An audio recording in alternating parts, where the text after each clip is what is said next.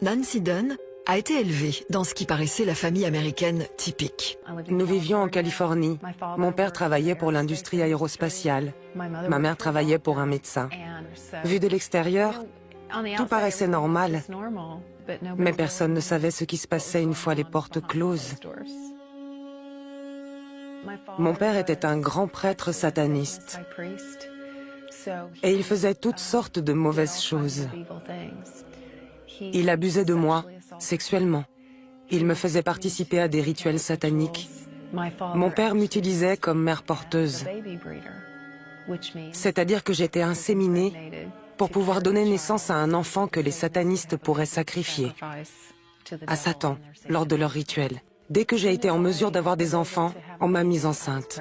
Les abus dans la famille de Nancy continuèrent tout au long de son adolescence. Nancy donnait le jour à ses enfants assistés de sages-femmes, mais aucune déclaration de naissance n'était faite aux autorités. S'il arrivait que je doive manquer l'école pendant des semaines ou des mois, mes parents appelaient l'école et ça ne posait aucun problème. Il n'y avait aucune enquête.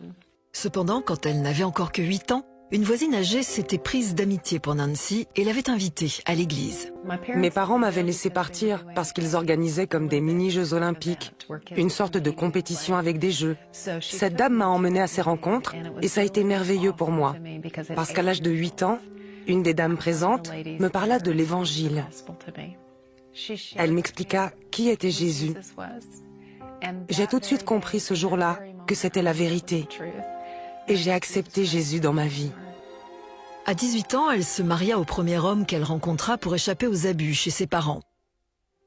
Lorsqu'un an plus tard, son mariage se brisa, elle se mit à vivre dans la promiscuité.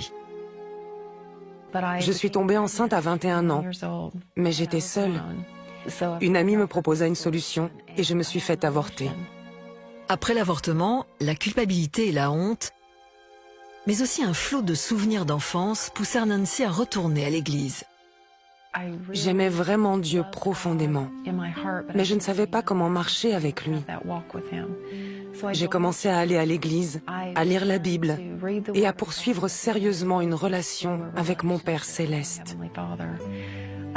Et comme j'essayais de suivre cette voie, il y avait toujours des blocages qui intervenaient, comme s'il y avait un mur, un plafond entre Dieu et moi.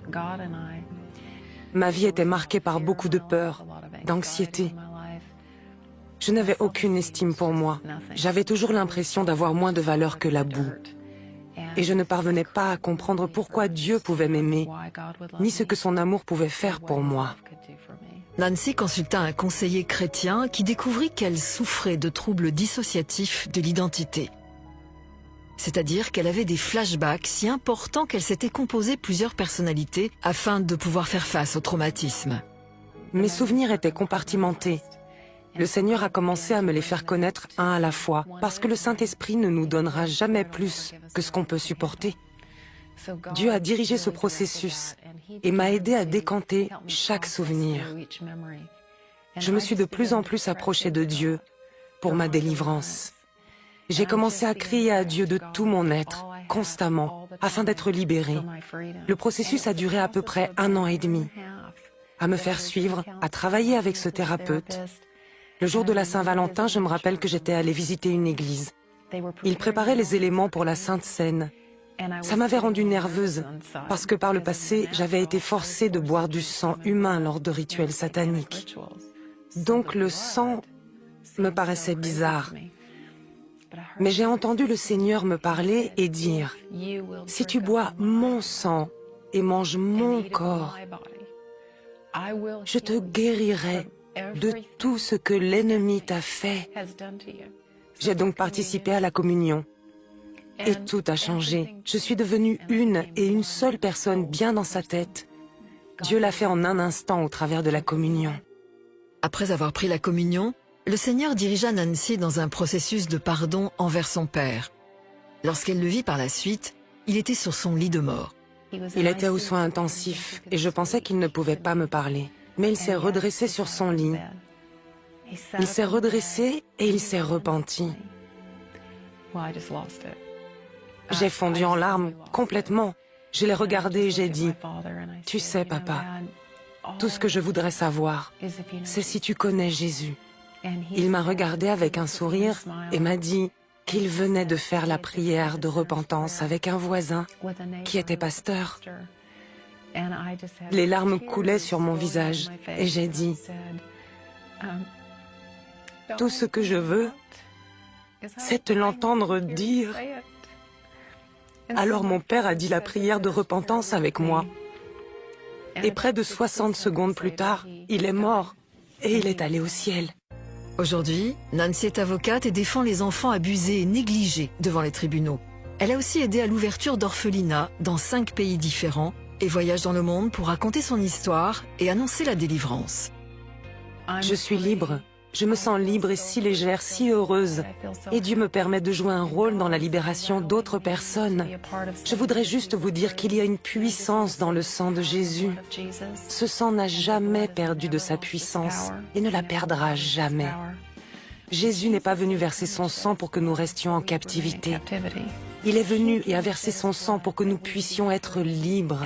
Et je vous le dis, Dieu veut que nous soyons libres. En écoutant, en regardant Nancy, je disais « Oh Nancy, oh Nancy !» Quand on écoute cette histoire de Nancy, quand on voit ce qu'elle a traversé, vous vous rendez compte? Accoucher des bébés pour faire que des sacrifices humains, boire même le sang humain, ça dépasse tout. C'est terrible, c'est horrible, c'est démoniaque. Mais vous savez quoi? Ce Dieu merveilleux, ce Dieu glorieux, avait quelque chose pour Nancy, une destinée. Et quel que soit ce qui s'est passé dans la vie de Nancy, Dieu avait une destinée pour elle. Et aujourd'hui, on voit ce que Dieu avait prévu pour Nancy. Je ne sais pas par quoi vous êtes passé. Je ne sais pas où vous êtes allé, quel vaudou, quel fétiche, quel marabout. Mais ce qui est sûr, le jour où vous décidez de connaître celui qui vous a créé, vous verrez la différence tout de suite. Et cette destinée, rien ni personne ne peut l'arrêter. Et rien ni personne ne peut vous ravir de la main de Dieu. Nancy sert Dieu aujourd'hui. Elle a été délivrée. Elle a été restaurée. Et aujourd'hui, elle est une bénédiction pour plusieurs à travers le monde. Ne dites jamais ce que j'ai traversé est trop. Ce que j'ai traversé ne pourra jamais s'arrêter. Dieu est le Dieu de la seconde chance. Il peut tout et il veut tout pour vous. Vous pouvez recommencer à nouveau. Vous pouvez avoir la vraie vie, la vie de Dieu en vous et vivre cette vie pleinement. Dieu, il n'a pas changé. Ce qu'il a fait pour Nancy, il peut le faire pour toi-même aujourd'hui. Dis tout simplement, Jésus, je viens à toi. Prends-moi comme je suis. Je veux te connaître. Je veux t'adorer. Je veux t'appartenir. À partir d'aujourd'hui, je te donne toute ma vie. Sois le maître de ma vie. Si tu as fait cette prière, prends la parole de Dieu, la Bible.